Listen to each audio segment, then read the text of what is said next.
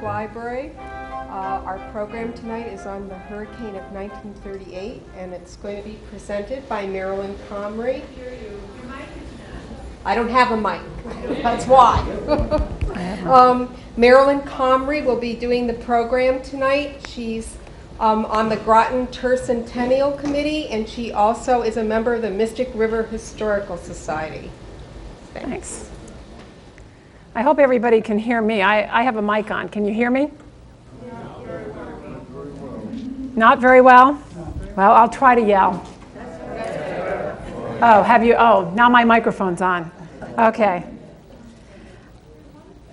First of all, I want to thank you all for coming tonight. I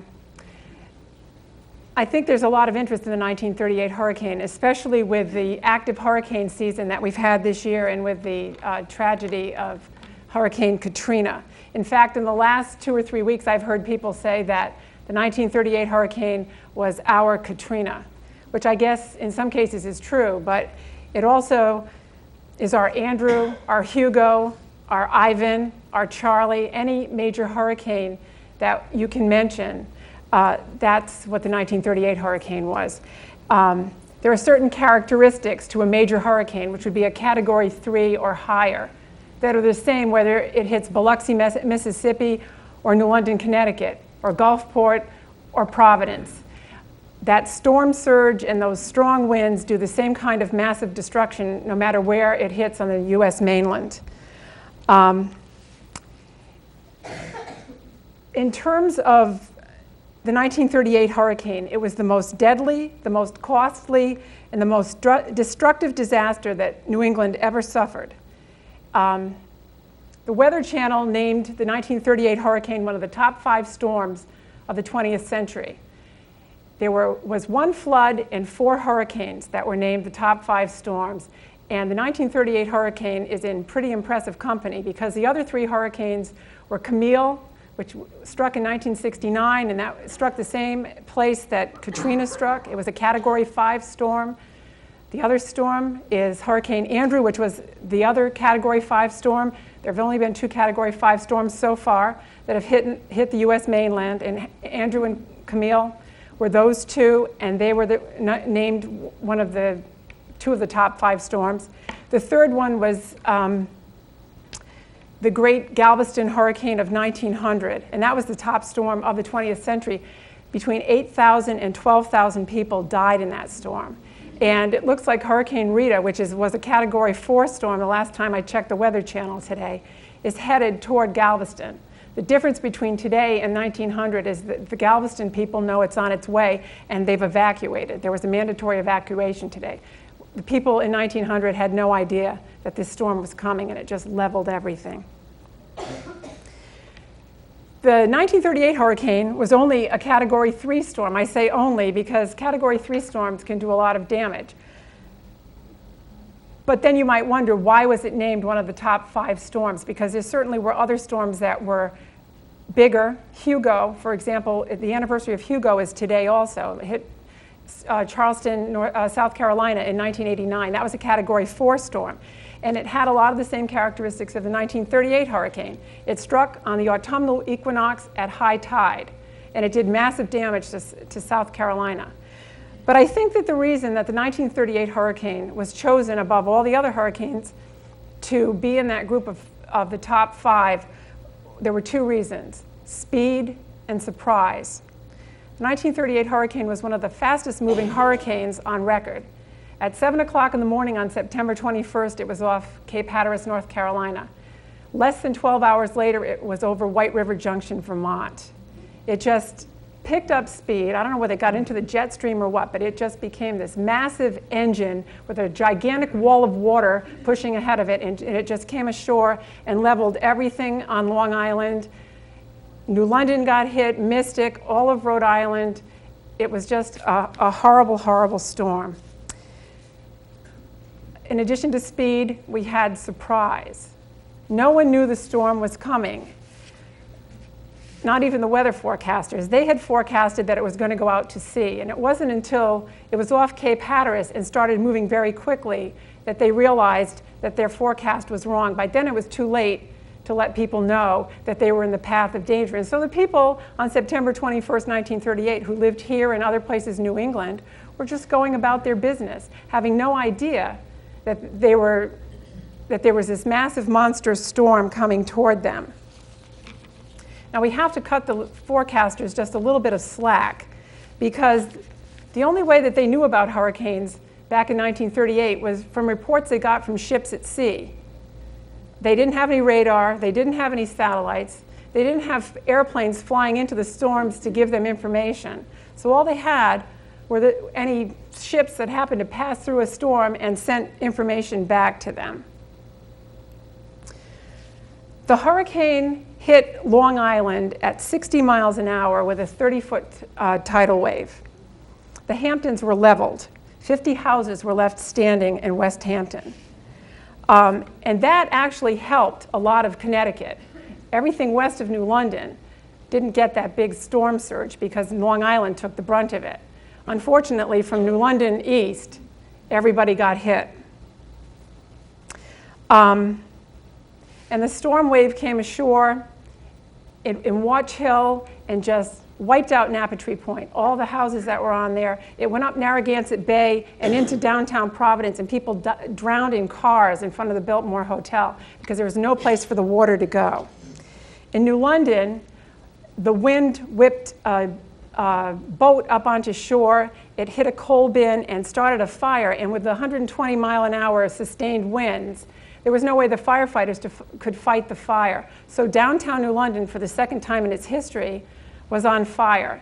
And they lost 12 buildings, 12 businesses downtown, but there were 89 buildings involved in the fire at one point during the hurricane. And it wasn't until the wind shifted that they were able to get in and save some of downtown New London.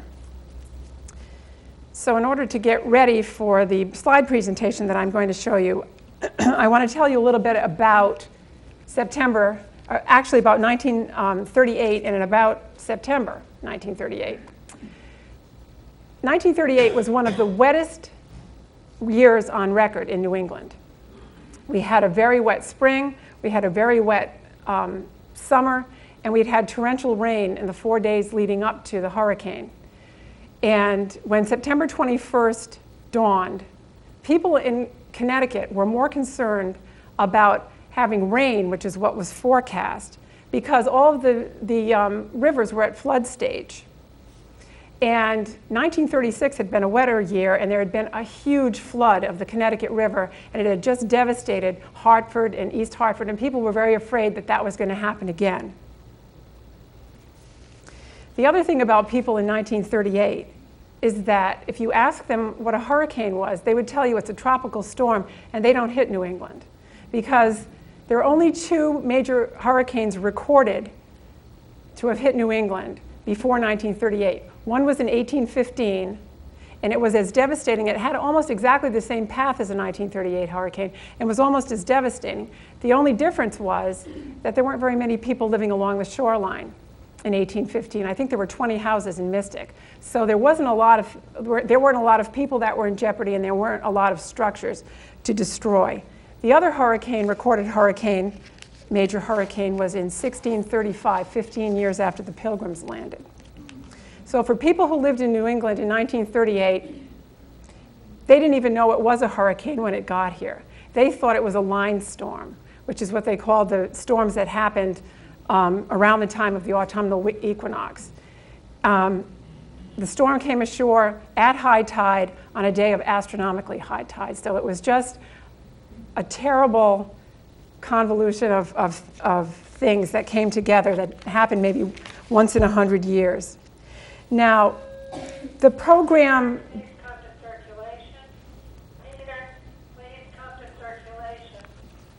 The program that I'm going to present to you tonight, the slide presentation, was something that we put together, the Mystic River Historical Society put together for the 40th anniversary of the hurricane back in 1978.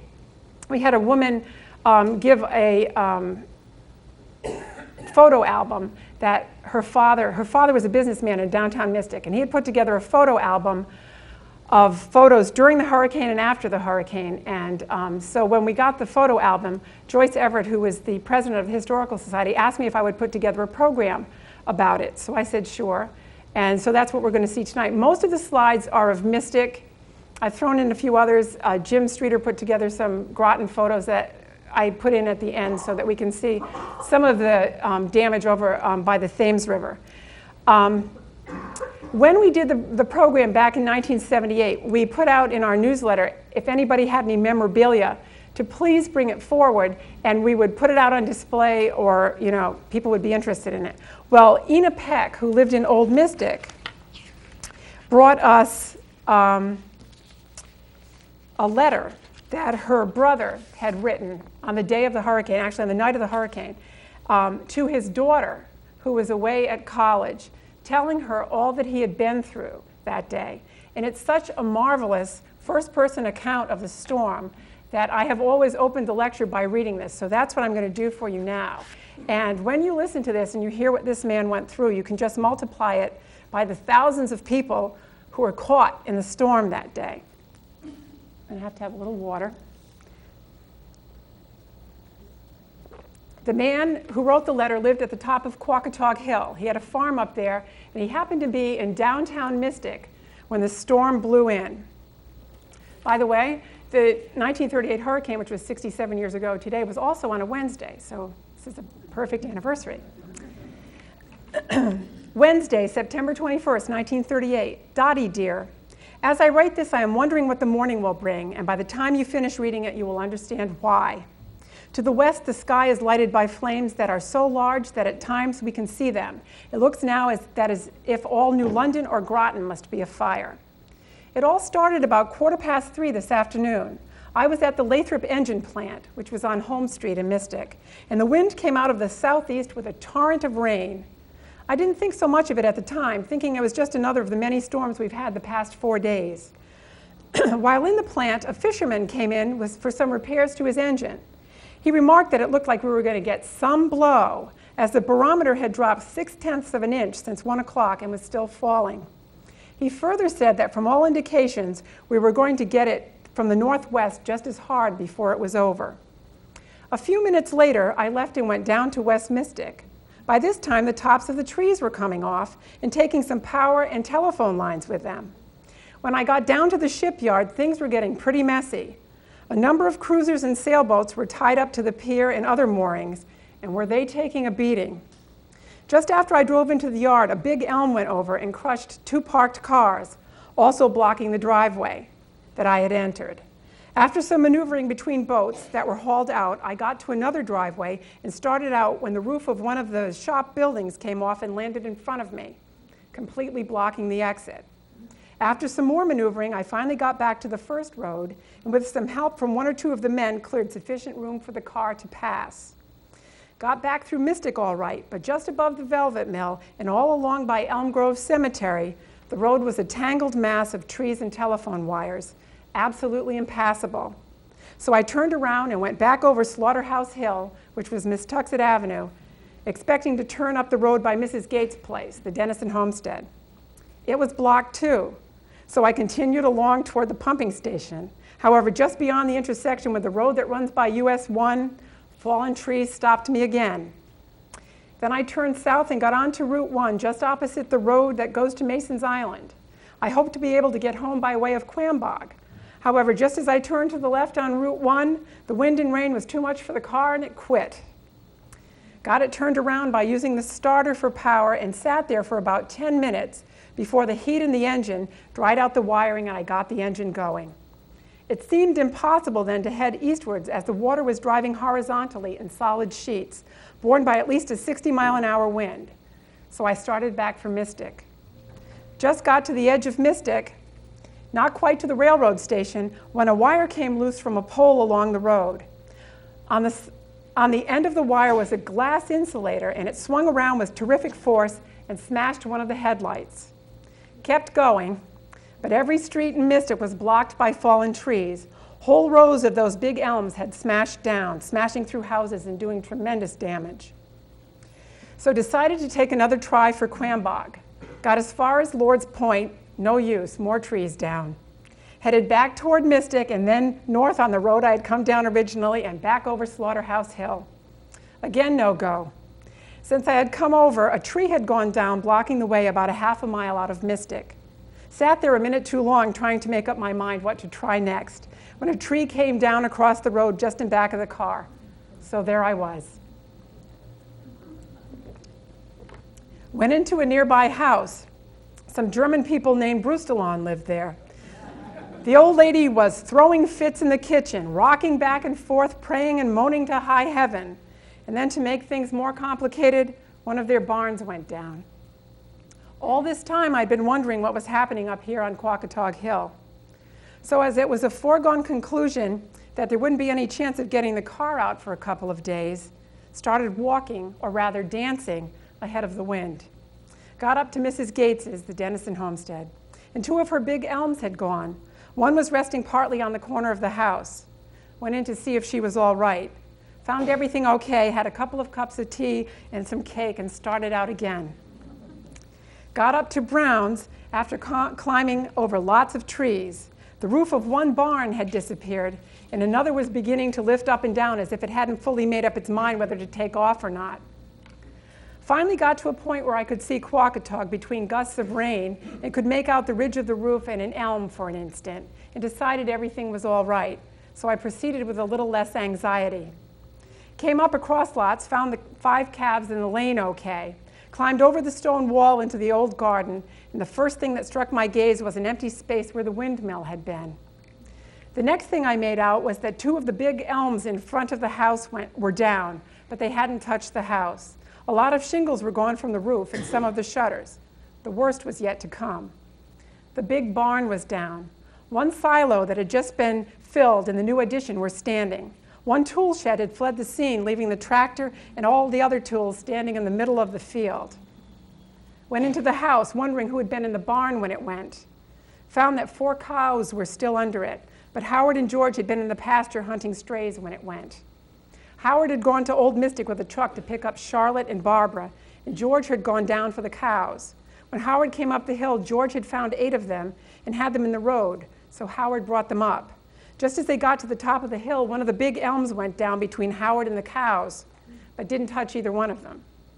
Gordon and Bill had put the 8 cows in the part of the barn that had been dug out for the new floor, and then went to the milk house. Howard went down to the pasture to help George find the rest of the cows. They hunted for an hour or more and didn't find anyone.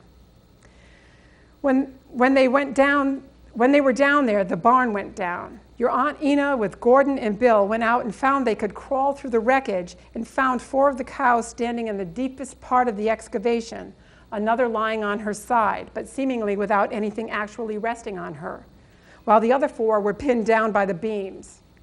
When George and Howard got back, they got the 3 standing cows out all right, and then tied ropes to the cow that was down and pulled her out safely. 3 of the other 4 were still alive, but it was impossible to do anything more for them than put them out of their misery. As the evening wore on, the rest of the cows have come up. At least we hope all of them. After the new extension was filled, there was nothing more we could do, so there are quite a few of them roaming around in the darkness. It quieted down an hour or so ago. It is now just midnight, but it sounds as if it is blowing up again from the westward, in line with the fisherman's prognostication. There is, of course, no power on, and not much hope of getting any milk in Mystic for a couple of days, so the calves will get their tummies well filled. We will probably have to start 2 milk routes, one in the morning and one at night, as we have no way of cooling the milk. Baker lost all his chicken houses, and they say the place is all plastered up with dead chickens. The only thing left standing on the Robinson place is the house. The barn went down with all their cows. The Joneses lost most of their big trees, most of the windows out of the house, and the roof off the barn.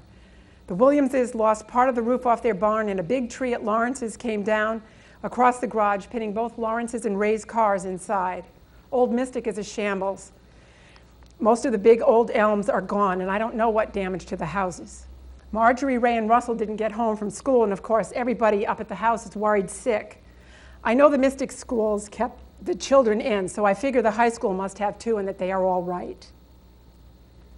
Aunt Ina and Uncle Howard have laid down for a nap in the office, and when I get too sleepy to stay awake, I will wake them and catch a nap myself. I hate to think what the place will look like by morning. Lots of love. Pop.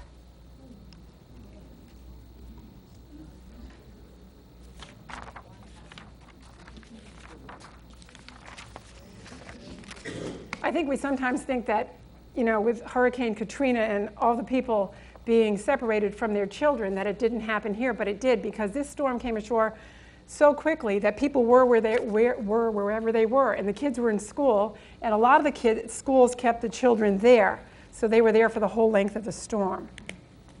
Okay, so now, Marilyn? yes. I just wanted to mention one thing. My husband was in high school at that time, and he said he noticed the barometer going down, and he pointed it out to his teacher, and that's when they became aware of the fact that something was brewing. Yeah. Okay, so now we're going to put on the slides. Let's see.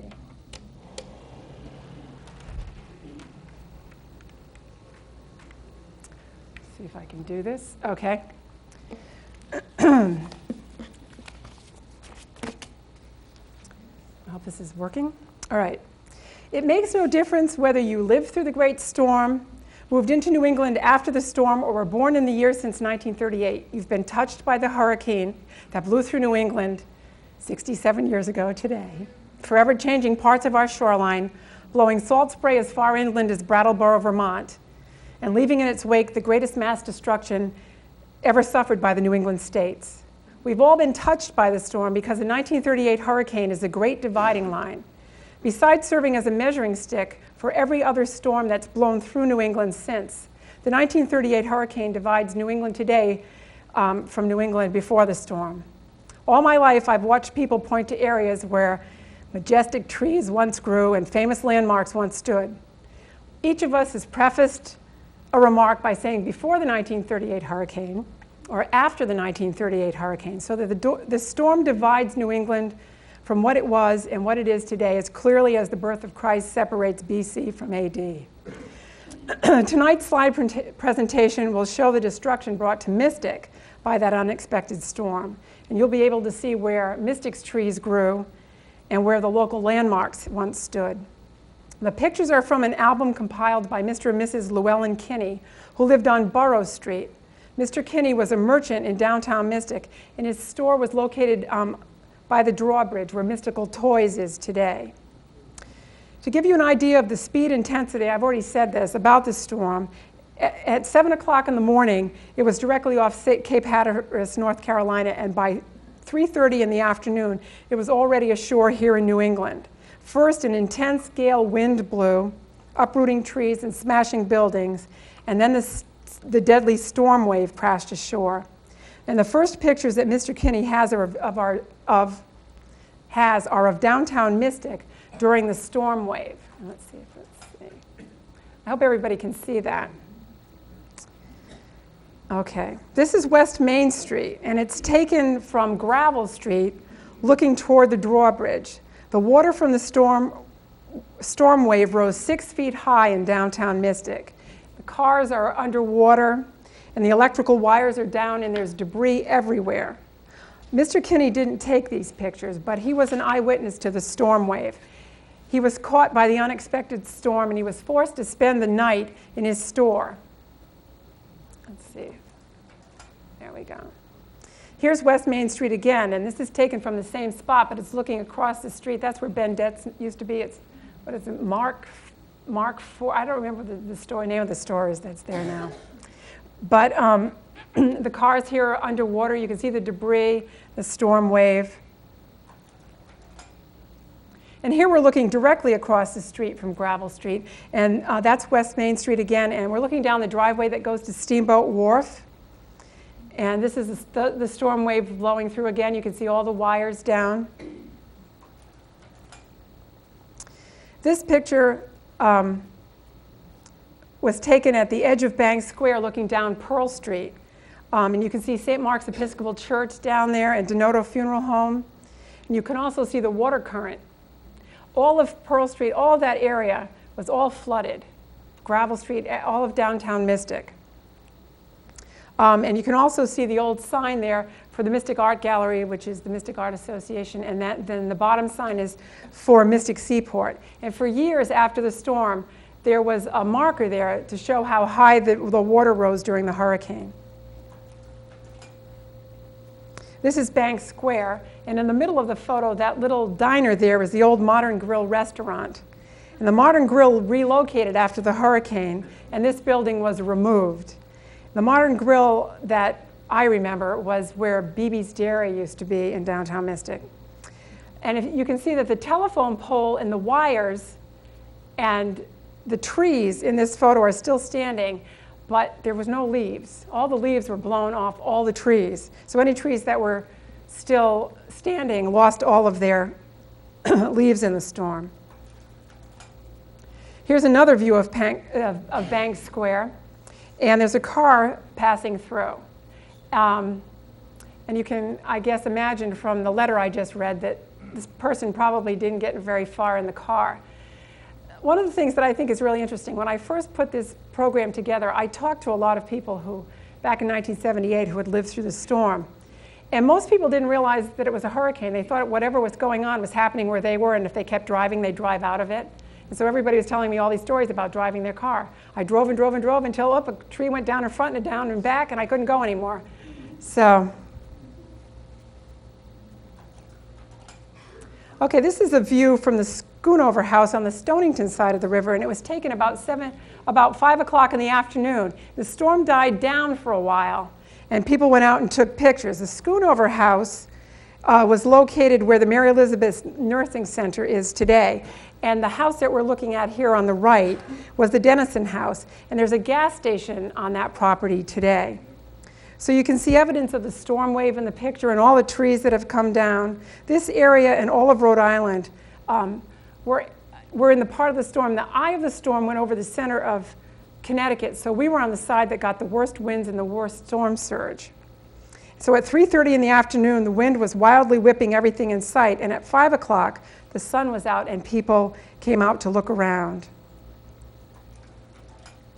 And then from the same location, looking directly across the street from the Schoonovers, we can see the Hinckley and Fish Noise houses. There's a bridal shop in that building today.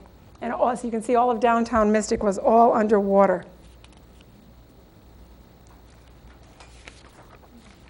Now this is Bank Square at the foot of Baptist Hill. And that's as high as the water came up during the storm wave. And of course, people came out to see what the damage was. Most of the people who experienced this storm when it was going on thought that it was a line storm, which is the kind of storms they had, very heavy rain and windstorms during the time of the autumnal equinox. And people that were in the areas that had the greatest damage thought that tornadoes had touched down, but nobody had any idea of the magnitude of the storm, that this thing was happening from New York all the way, to Boston.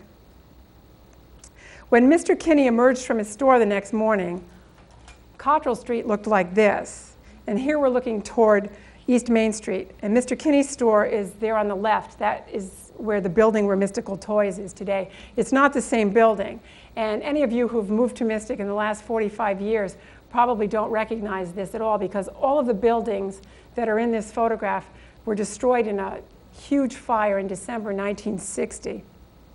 And the building, that two-story building on East Main Street was never rebuilt, but the building where Mystical Toys was rebuilt. And in the center of the photo, we have a young man who's sitting on one of the many boats that came ashore during the storm. If we view Cottrill Street from down by where Cottrill Lumber Company was, we get a better idea of the damage. This was taken from the porch of the Fannie Dodge Trust Apartments. And like so many other streets in town that we'll see tonight, Cottrill Street is a mass of uprooted trees blown down by the fierce wind and debris swept in by the storm wave. So you can understand why Harold Middleton had such a hard time getting to Quackatog, because the storm kept going and everything just got to be a bigger and bigger mess. Mr. Kinney probably wanted to get home to check the safety of his family and to see the damage to his property. So we'll see what he saw as he made his way from East Main Street up to Burrow Street. If you think West Main Street looked terrible under 6 feet of water, this is what it looked like the next day when the waters receded. This view is from the drawbridge looking west. And you can see that all of the debris that the storm wave swept in, but you can also see, if you look at the roofs of the building, that there's a lot of shingle damage. It almost looks like that roof on the top of one of those buildings wanted to come off, but didn't quite make it. And by the afternoon of the 22nd, they had cut a path wide enough for a car to pass through the debris. And these cars that you see here are the same ones that were underwater in the previous photos.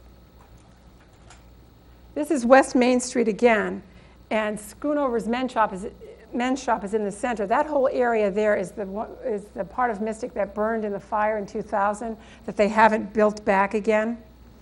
And of course, all of the cars that were in this photo that was all salt water that they were sitting in, so they were all ruined.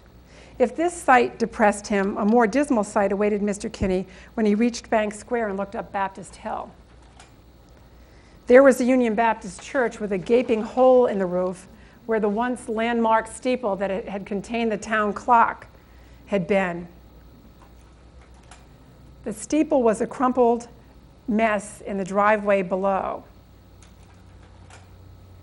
Now, Mr. Kinney was probably shocked and overwhelmed when he saw this site that morning. But of all the pictures that I looked at when I first looked at this album, this is the one that surprised me the least, because the Union Baptist Church looked just like this for the first 18 years of my life. That's what I meant before when I say we've all been touched by the hurricane, whether we lived through it or not. The Union Baptist Church steeple would become the most famous Mystic landmark of the hurricane. 31 years went by before the Baptists had enough money to replace the steeple because they needed to put the town clock back and everything else. The congregation never gave up hope that the steeple would be replaced. When the new steeple was erected in the spring of 1969, it was a momentous occasion. Several classes from Mystic Academy came down to join the crowds of people gathered on the library lawn as the new steeple went up piece by piece. Of the old steeple, all that was saved was the bell, which now sits near the church driveway on High Street. The rest of the debris was carted off to the dump. In this photo, you can see the hole in the roof. This fellow is capturing the fallen steeple on film. When we did when I've done the lectures a couple of other times at the Historical Society, Dan Fuller told us that he was just a kid during the hurricane. He came down and stole the hands off the clock. But his teacher apparently got wind that he had done it and made him give him back to the church.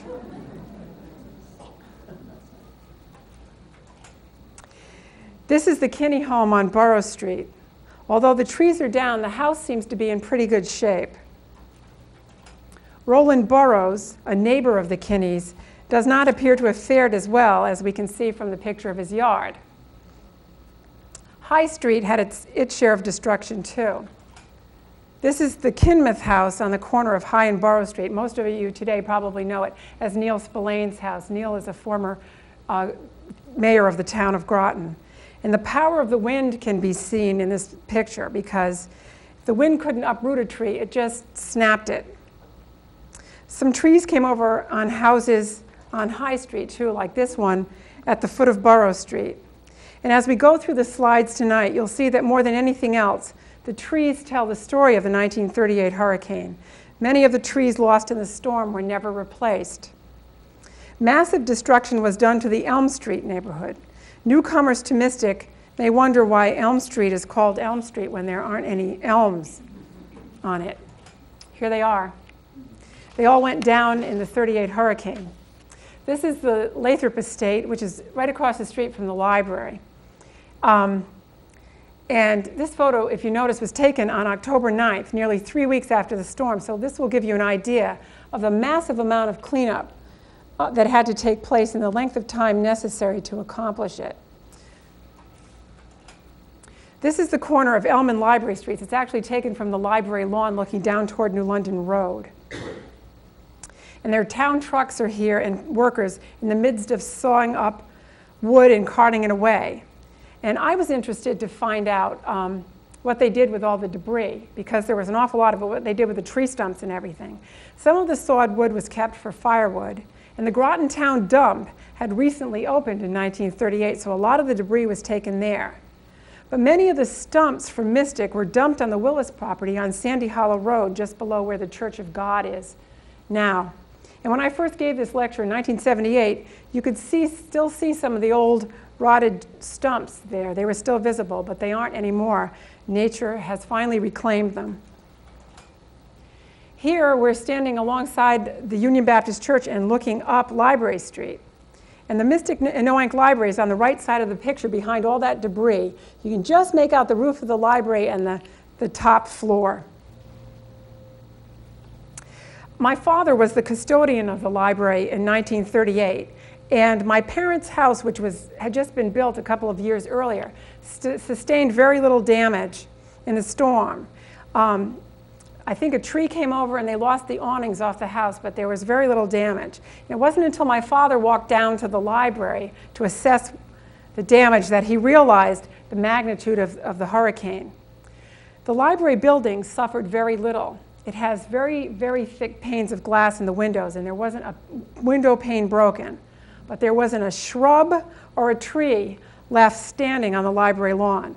The iron fence that was along Elm Street and the large rhododendrons going along it had completely blown away. The 4 large spruce trees that bordered the walkway to the library were snapped in half about 10 feet from their bases like 4 broken matchsticks. An even bigger spruce tree on the lower lawn suffered the same fate. The trees had to be chopped down, uprooted, and removed. And remember, this was before the age of chainsaws. All the work had to be done with axes and cross-cut saws. When the job was completed, my father had removed 17 cords of wood from the library lawn. What's interesting to me, too, is that my grandfather, my great-grandfather, my father's grandfather, was the original custodian of the library, and he had planted the trees for Mr. Spicer. So my father wound up taking away all the trees that his grandfather had planted. Fallen trees were everywhere. This is Pearl Street. The kiddies must have climbed over all kinds of debris to take these pictures. Trees and telephone wires were down everywhere, making roads impassable. Here on Cliff Street, the mess has been cleared off the road. This is a picture taken from High Street looking down Cliff Street. This section of the road is at the foot of Star Lane, where it turns and becomes Pearl Street. And this was taken on the 30th of September, so you can get an idea that some of the roads have been cleared. This is the old Charles Davis house. What I like about this photo, too, is that behind the house is the Mystic River, and behind that, those houses across there are where Mystic Seaport is today. So there wasn't very much of Mystic Seaport. Where trees and telephone wires didn't block the roads, boats did. Here's Water Street looking up toward the Emporium. Notice again that the trees in the picture are standing, but there are no leaves. The boats in this picture floated around the corner from the Bindless boatyard and smashed against the old trolley barn. Boats left in the boatyard didn't fare much better. Notice how mucky and film-covered the ground looks. Every street in downtown Mystic was this way the next morning when the floodwaters receded. It was so slippery that people could skate on it. Up the street from the boatyard was the old Standard Machine Shop. This is where Margarita's is in that whole area. The roof of the building blew off in the storm. The late Bill Fish, who lived on River Road, was working at the Standard when the hurricane struck. The men on Bill's floor had no idea a storm was blowing outside because their machines made so much noise. Their first indication of impending disaster came about 3 o'clock when a maintenance man came down and asked for some help latching down the roof. It was heaving up and down under the pressure of the wind. The men used tackle blocks, attaching them to the machines to try to hold the roof down, but it was useless. The second-story brick wall fell and the front part of the roof tore off. Debris from the building flew everywhere. The late Charlie Willis, another Standard employee, lived about 3 miles from the shop. After the storm, While he was out surveying the damage to his farm, Charlie found some standard machine shop blueprints in one of his fields. He recognized them because he'd been using them when the storm struck. I have to have a little bit more water here.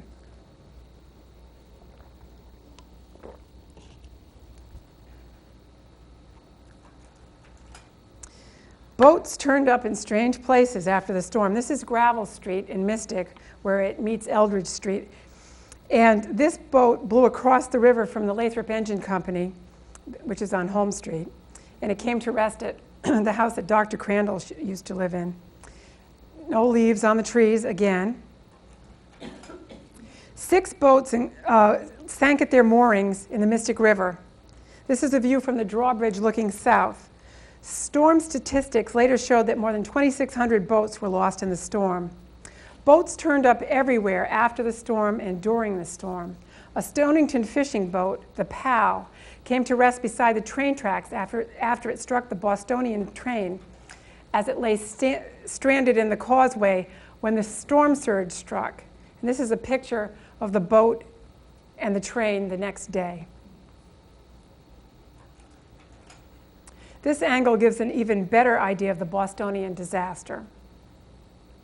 The train, the Bostonian, was on its usual run between Grand Central Station and Boston, and it just happened to have the misfortune of it was traveling across the Stonington Causeway as that 30-foot wave of water came in with the hurricane, and it just swamped the train. Thanks to the quick thinking and level-headedness of its crew, only 2 of the 252 passengers and crew aboard were drowned. This is another view of the Bostonian. The people from the train were taken to the Stonington Town Hall, which was actually a brand new building in 1938, and they stayed out the storm. They waited out the storm at Stonington Town Hall. You also can notice how the train tracks have been lifted right from their beds and twisted. Meanwhile, the east side of Mystic suffered just as much as the west side of town. These trees uprooted at the corner of East Main and Willow Street and came to rest on the Mystic Post Office. This picture of Willow Street shows the sidewalk destroyed by the uprooted trees. The telephone pole is knocked over too. When the statistics on the hurricane were finally in, it was estimated that some 20,000 miles of electric and telephone wires had come down. A closer inspection of Willow Street would show even greater destruction. Trees and wires were down all along the street, but the saddest sight was the Methodist Episcopal Church. This is a photo of the church that was taken before the 1938 hurricane. After the storm hit, only a portion of the front wall was left standing. A side view of the church gives an even greater idea of the destruction. My uncle saw the church go down. He was in the parking lot at Broadway School waiting for my cousin to come out of school. And according to him, the wind just pelted and pelted at the roof of the church, knocking off shingles a few at a time and pushing until it finally made a hole in the roof big enough to get in under. And when that happened, the pressure built up and the building just exploded, as though someone had set off a bomb. It must have been quite an explosion, because shingles and pieces of debris from the church were found embedded in lawns all around the neighborhood after the storm. And of course, you know that the church that they rebuilt doesn't look anything like the one that they had before the storm. Very different architecture. Remarkably, St. Patrick Church, which is adjacent to the Methodist Church, lost only its windows. St. Patrick's looks different today too. It's a whole different look, but this is St. Patrick's.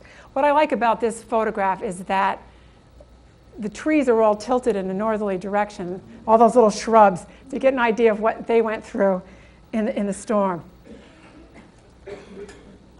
This is Monument Square with a Civil War monument, and that Civil War monument's right in the center of the photo. You can see a little truck that's going to go around it. The Congregational Church is on the right. This picture was taken from the Morgan House, which is where the CVS is today. So we would be standing in the CVS parking lot looking at the monument. The date on this picture is September 26th, and you can see that somebody at the Morgan House has been doing some cleaning and sawing to get the debris up a little bit. Victor Grinnell lost his car in the storm when a tree blew over on it. This photo was taken outside the Grinnell House, which was taken down a few years ago for an expansion of Mary Elizabeth Convalescent Home on East Main Street in Mystic.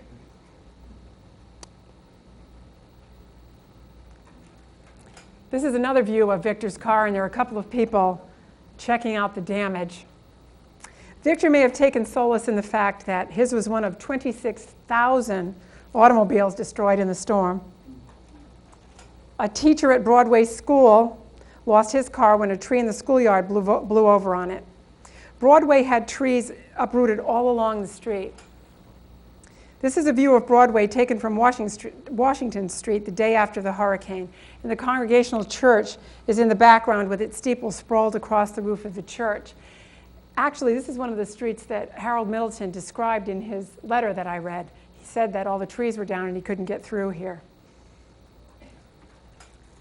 Here's a closer view of the fallen steeple. The loss of the Congregational Church steeple never gained the notoriety of the Union Baptist Church steeple, perhaps because it was a smaller steeple and didn't contain the town clock, but more likely because the steeple was replaced within a year.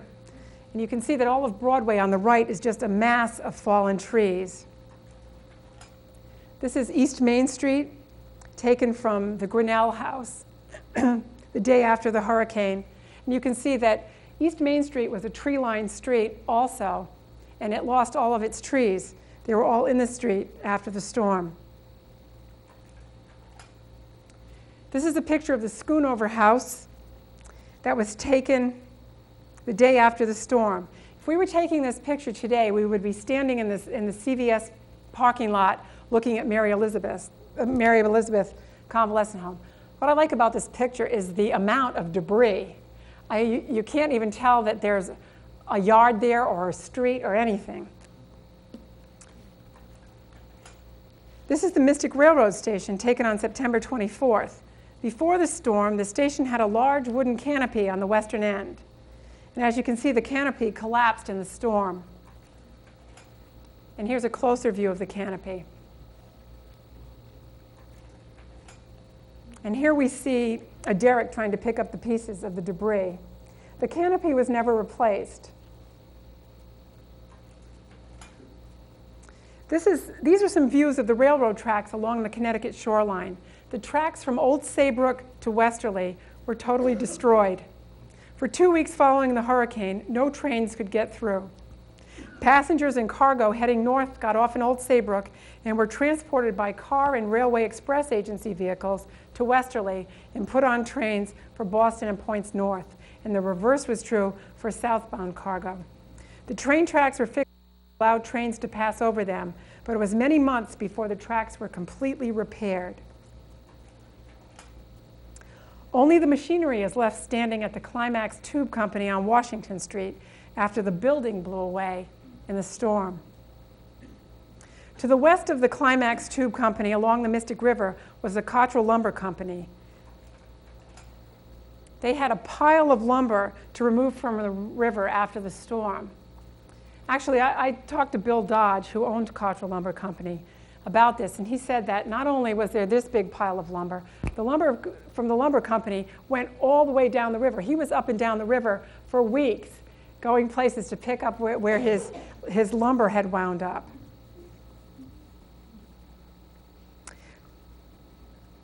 The next couple of photos show the storm wave in Stonington Burrow.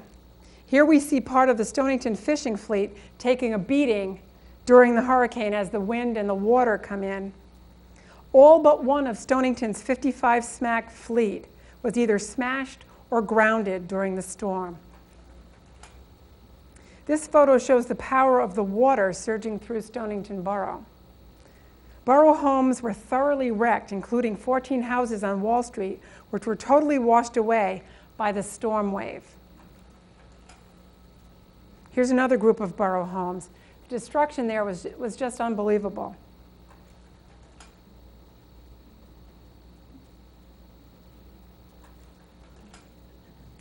The Atwood Machine Company suffered major damage. The hurricane marked the beginning of the end for many shoreline factories.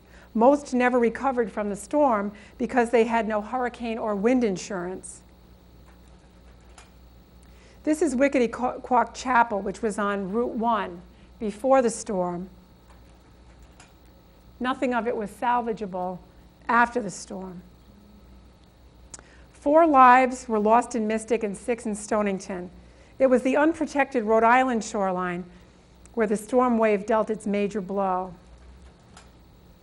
Misquamicut Beach was wiped out in the storm. 45 people were killed. 369 cottages were lost. And as evidenced from this photo, it shows the pile of debris. There was no warning for these people, just a wall of water. At Watch Hill, 14 people lost their lives as the 44 houses on Fort Road at Napatree Point were swept away. Survivors later washed up at Osbrook Point and Barn Island, Connecticut, clinging to everything from mattresses to rooftops. This is what the Watch Hill beachfront looked like before the storm, and this is what it looked like afterwards. Heaviest hit of the Rhode Island beaches was Misquamicut. And this is what Misquamicut looked like before the storm. After the damage from the hurricane was assessed, massive cleanup operations began. A local newspaper put it this way: Stonington Mystic dig out from disastrous hurricane. And here are some crowds that are jamming the Mystic Bridge to watch some of the sunken boats being raised out of the river. Here's another view of that same operation, and you can see all of those buildings that were destroyed in the fire in 1960. National Guard and other repair crews from all over were brought in to help with the cleanup. Here's Mr. Kinney's house on October 20th, and I guess he's getting one of his trees either straightened out or taken down or something. Town trucks and crews from Groton and Stonington had their work cut out for them. I love this picture. Yeah, 275 million trees were uprooted or broken off in the hurricane in New England. And this is just one of them and its roots being carted away by the Town of Stonington Public Works Department.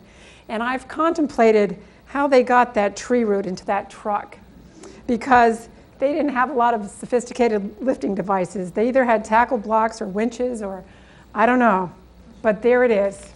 And I've added just a few photos at the end so we can see other parts beside Mystic. This is the Groton Long Point Casino, or what was left of it after the storm. And of course, Groton Long Point's right on the water too. So that area suffered a great deal of damage. Here are some more houses in Groton Long Point. And this is what the whole shoreline, what didn't get washed away, wound up looking like this.